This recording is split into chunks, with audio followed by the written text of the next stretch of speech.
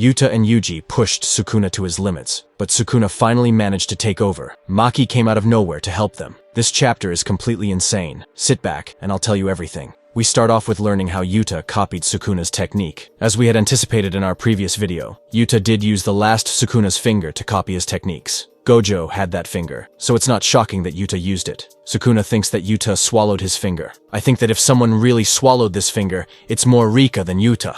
Either way, we now understand what Yuta meant by "we cheated." Let's talk now about how Yuta managed to cut off one of Sukuna's arms. Sukuna realized that he was having more and more trouble keeping up with Yuta, Yuji, and Rika. He then decided to release his hollow wicker basket in order to use his dimensional slash. It was a risky move because it was the hollow wicker basket that protected him from the sure hit effect of Yuta's domain. By releasing it, he exposed himself to Jacob's ladder and put his life in danger.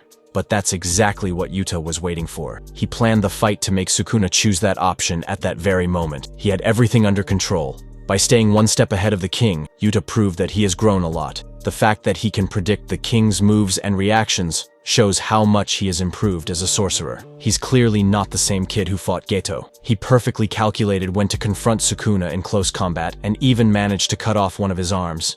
Yuji also amazed us in this chapter. He made the blood he spat on Sukuna explode. In other words, he used blood manipulation. But when did Yuji learn this technique? We know that Choso and his brothers have this technique. But since when does Yuji master this technique? Is it Choso who taught him? Or maybe it has always been his innate technique? Anyway, Sukuna is surprised that he is capable of it. We really need Gege to tell us more about the month they all spent training.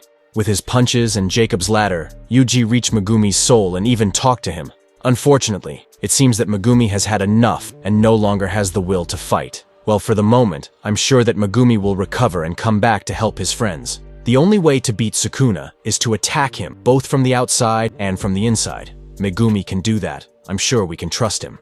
But Sukuna being Sukuna, he managed to withstand Jacob's ladder and all the attacks of Yuta, Yuji, and Rika, and took advantage of an opening to use his dimensional slash. This technique is way too powerful. Yuta and Yuji couldn't do anything. Yuta's domain was also destroyed in the process. He showed that no matter what situation he is in, or who his opponent is, no one can match him. But he made a mistake that was unlike him. Right after his devastating attack, Maki appeared out of nowhere and stabbed him in the back. We saw that coming in a previous video. If even Anime Hunter could foresee that, Sukuna should never have let himself be caught so easily.